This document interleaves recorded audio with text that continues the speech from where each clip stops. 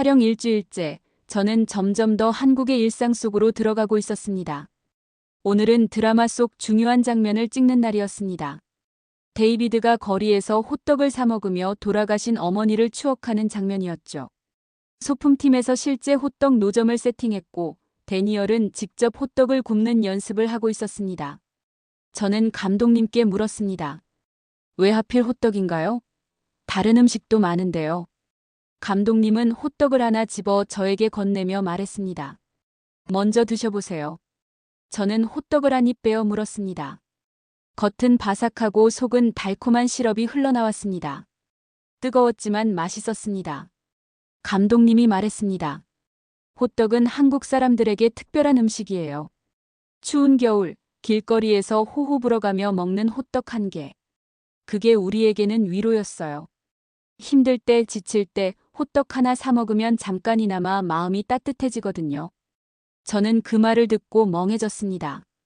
한국의 달콤함은 힘든 사람에게 잠깐의 위로를 주는 맛이에요. 감독님의 말이 계속 머릿속을 맴돌았습니다. 저는 지금까지 음식을 그저 배경 소품 정도로만 생각했습니다. 한국 드라마에 나오는 음식들도 그저 비주얼이라고만 여겼죠. 하지만 아니었습니다. 그 음식 하나하나에 사람들의 이야기가 담겨 있었던 겁니다. 호떡 한 개에 담긴 위로, 붕어빵 하나에 담긴 온기. 이건 단순한 음식이 아니라 이 나라 사람들의 마음이었습니다. 촬영이 끝나고 스태프들이 회식을 간다며 저를 초대했습니다. 처음에는 정중히 거절하려 했습니다. 저는 외부인이었고 그들의 시간을 방해하고 싶지 않았거든요. 하지만 조연출님이 에밀리 씨도 우리 팀이에요.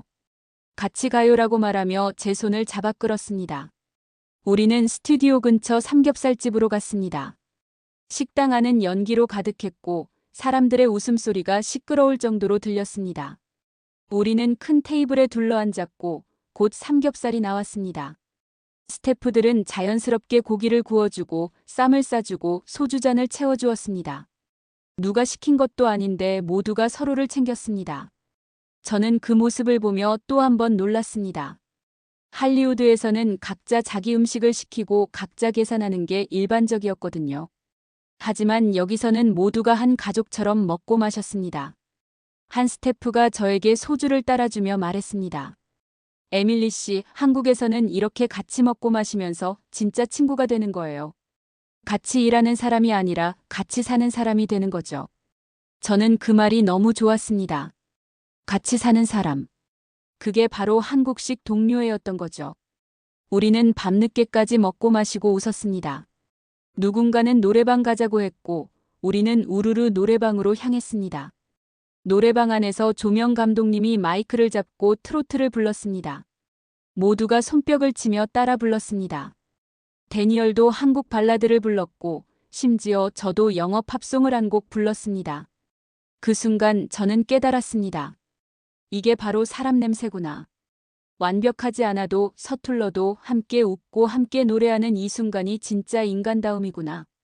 할리우드의 세련된 파티에서는 절대 느낄 수 없는 이날 것의 따뜻함. 이게 바로 한국이었습니다. 촬영 3주째로 접어들면서 저는 한국 제작진들의 일하는 방식을 더 깊이 관찰하게 되었습니다. 오늘은 특히 힘든 촬영 일정이었습니다. 야외 씬이 많았고 날씨도 좋지 않았습니다. 아침 6시에 시작한 촬영은 밤 10시가 넘어서도 끝나지 않았습니다. 저는 제작진들이 언제쯤 불평을 시작할까 지켜보고 있었습니다. 할리우드였다면 벌써 조합 규정을 들먹이며 초과 근무 수당 협상이 시작됐을 겁니다. 하지만 놀랍게도 아무도 불평하지 않았습니다.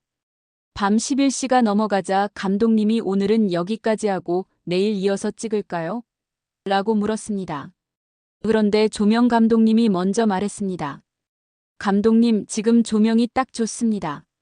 내일은 이 느낌이 안 나올 수 있어요. 오늘 끝냅시다. 촬영 감독도 고개를 끄덕였고 스태프들도 하나둘 동의했습니다. 저는 믿을 수가 없었습니다. 새벽 1시까지 촬영이 이어졌고 마지막 씬이 끝났을 때 모두가 박수를 쳤습니다. 촬영이 끝나고 저는 조명 감독님께 다가가 물었습니다. 왜 그렇게까지 하세요? 내일 해도 되는데 말이에요. 조명 감독님은 피곤한 표정으로 웃으며 대답했습니다. 에밀리 씨, 우리는 돈 때문에 이 일을 하는 게 아니에요. 물론 돈도 중요하지만 그것보다 더 중요한 건 작품이에요. 이 드라마를 보는 사람들이 감동받았으면 좋겠어요. 그러려면 우리가 최선을 다해야죠. 내일로 미루면 오늘의 감정이 사라져요. 그래서 오늘 끝낸 거예요. 저는 그 말을 듣고 숙소로 돌아오는 내내 생각했습니다. 이게 바로 K-컬처의 비밀이었구나. 계산이 아니라 헌신. 효율이 아니라 열정. 할리우드는 모든 걸 시스템화하고 매뉴얼화합니다. 일정이 정해져 있고 예산이 정해져 있고 모든 게 계약서에 명시되어 있습니다. 그게 나쁘다는 건 아니지만 그 과정에서 잃어버리는 게 있었습니다. 바로 진심이었습니다. 다음 날 저는 제작사 본사의 보고서를 작성하기 시작했습니다. 상사들은 한국 드라마의 성공 비결을 분석해서 보고하라고 했었죠. 저는 키보드를 두드리기 시작했습니다. 한국 콘텐츠의 성공은 기술이나 자본의 문제가 아닙니다. 그것은 사람의 문제입니다. 한국 제작진들은 작품을 상품으로 보지 않습니다. 그들에게 작품은 자신의 일부입니다. 그래서 밤을 새우고, 그래서 완벽을 추구하고, 그래서 관객들이 감동하는 겁니다. 저는 보고서를 쓰면서 부끄러워졌습니다. 저는 지금까지 얼마나 많은 작품을 적당히 만들어 왔던가요? 문화고문이라는 타이틀을 달고 얼마나 피상적인 조언을 해왔던가요? 한국 사람들처럼 작품에 제 진심을 담아본 적이 있었던가요? 없었습니다. 저는 그저 일을 했을 뿐이었습니다. 9시에 출근해서 6시에 퇴근하는 그런 일 말이죠. 보고서를 마무리하며 저는 이렇게 적었습니다. 한국인의 예술에는 인내가 있고 그 인내에는 사랑이 있습니다. 그들은 관객을 사랑하기 때문에 최선을 다합니다. 그들은 작품을 사랑하기 때문에 밤을 새웁니다. 이것이 K-컬처가 세계를 정복한 진짜 이유입니다. 기술이나 자본이 아니라 진심과 헌신입니다. 저는 보내기 버튼을 누르기 전에 잠시 멈췄습니다. 그리고 한 문장을 더 추가했습니다. 그리고 저는 이것을 배우고 싶습니다. 다시 배우고 싶습니다. 진심으로 일한다는 게 무엇인지 말입니다. 6개월이 지났습니다. 드라마 버터플라이가 전 세계에 공개되었습니다. 첫 주말 넷플릭스 전 세계 순위 1위를 기록했습니다. 2주 차에는 83개국에서 TOP 10에 진입했습니다.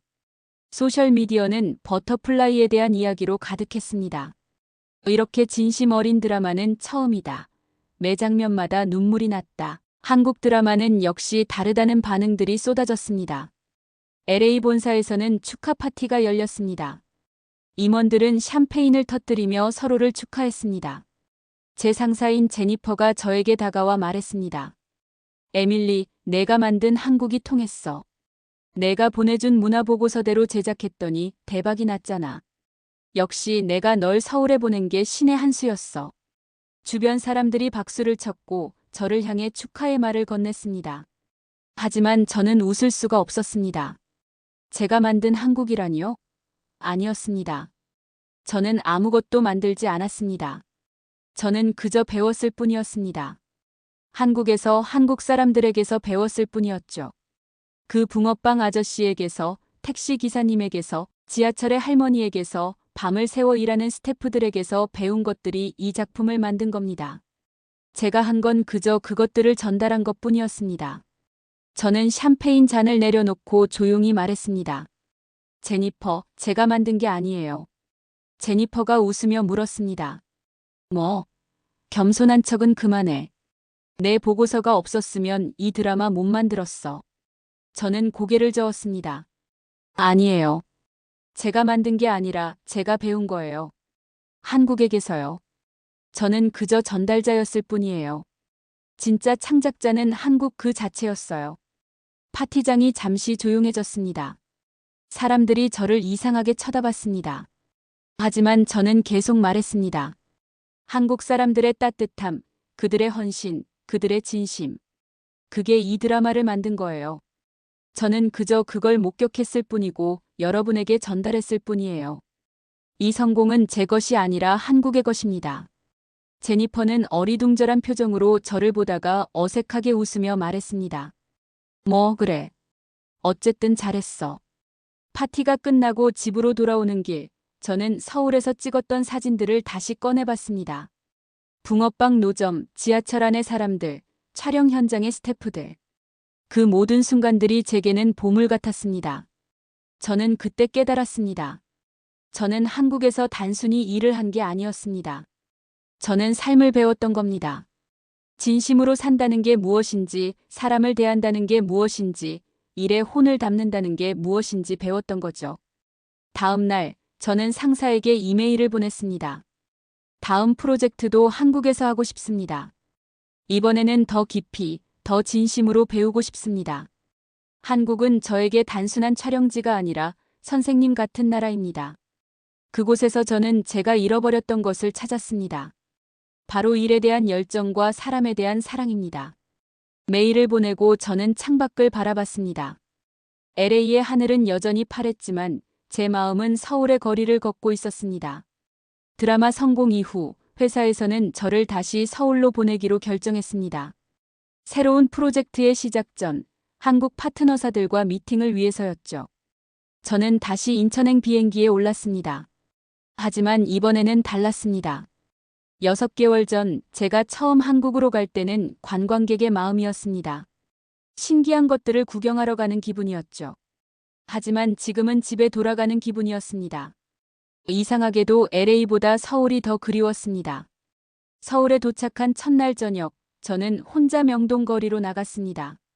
그리고 6개월 전 제게 붕어빵을 건네주셨던 그 노점을 찾아갔습니다. 다행히 그 노점은 여전히 그 자리에 있었습니다. 그 아저씨도 여전히 붕어빵을 굽고 계셨죠. 저는 다가가서 한국어로 말했습니다. 안녕하세요. 저 기억하세요? 6개월 동안 저는 한국어를 열심히 공부했습니다. 서툴지만 기본적인 대화는 할 수 있을 정도가 되었죠. 아저씨는 저를 한참 쳐다보시다가 갑자기 손뼉을 치며 웃었습니다. 아, 미국 사람. 기억나요? 그때 붕어빵 먹고 울었던 사람. 저는 얼굴이 빨개지며 웃었습니다. 네, 맞아요. 그때 정말 감동받았어요. 아저씨는 또 붕어빵을 봉지에 담아주시며 말했습니다. 이번엔 공짜 아니에요. 돈 내야 해요. 하지만 웃으며 붕어빵을 2개 더 넣어주셨습니다. 여전히 손해보는 장사를 하고 계신 거죠. 저는 붕어빵 값을 내며 말했습니다. 아저씨, 제가 한국에서 배운 게 많아요. 사람들이 어떻게 서로를 대해야 하는지, 일을 어떻게 해야 하는지. 아저씨가 그때 저한테 준 따뜻함, 그게 저를 바꿨어요. 아저씨는 멋쩍은 듯 웃으며 말했습니다. 아이고 뭘. 그냥 붕어빵 하나 준 건데. 하지만 저는 고개를 저었습니다. 아니에요.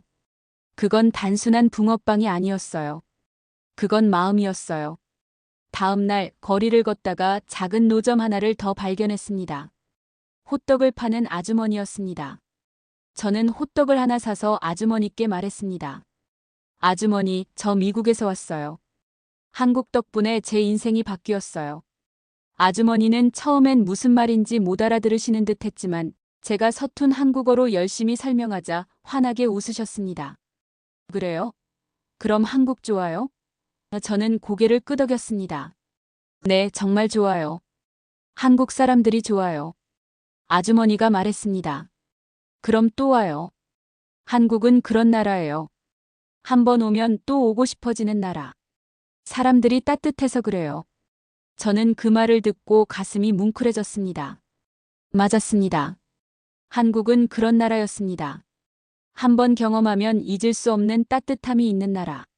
그 따뜻함은 거창한 데서 오는 게 아니라 일상의 작은 순간들에서 왔습니다.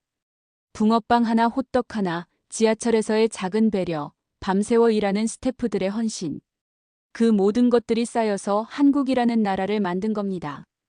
귀국 전날 밤, 저는 호텔방에 앉아 노트북을 켰습니다.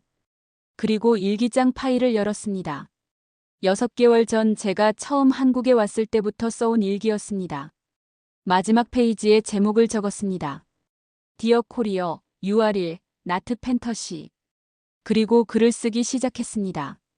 사랑하는 한국에게. 저는 당신을 판타지로 생각했습니다. 스크린 속에만 존재하는 아름다운 상상이라고 생각했습니다.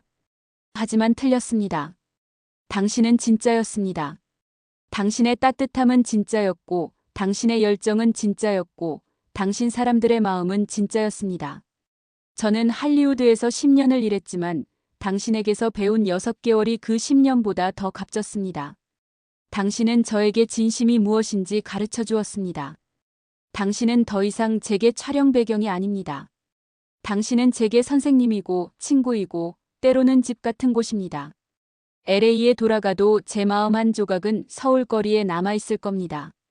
명동의 붕어빵 노점에, 일산의 촬영 현장에, 그리고 밤늦게까지 불 켜진 편집실에 말이죠. 감사합니다, 한국. 저를 바꿔주셔서, 저에게 진심을 가르쳐 주셔서, 그리고 세상에는 여전히 아름다운 것들이 있다는 걸 보여주셔서. 저는 다시 올 겁니다. 꼭 다시 올 겁니다. 왜냐하면 당신은, 한국은 나에게 진심이 사는 나라니까요. 저는 노트북을 닫고 창밖을 바라봤습니다. 서울의 야경이 반짝이고 있었습니다. 6개월 전에는 그저 예쁜 불빛으로만 보였던 그 풍경이 이제는 수백만 사람들의 삶으로 보였습니다. 저 불빛 하나하나 뒤에 누군가의 이야기가 있고, 누군가의 노력이 있고, 누군가의 진심이 있다는 걸 이제는 알았습니다.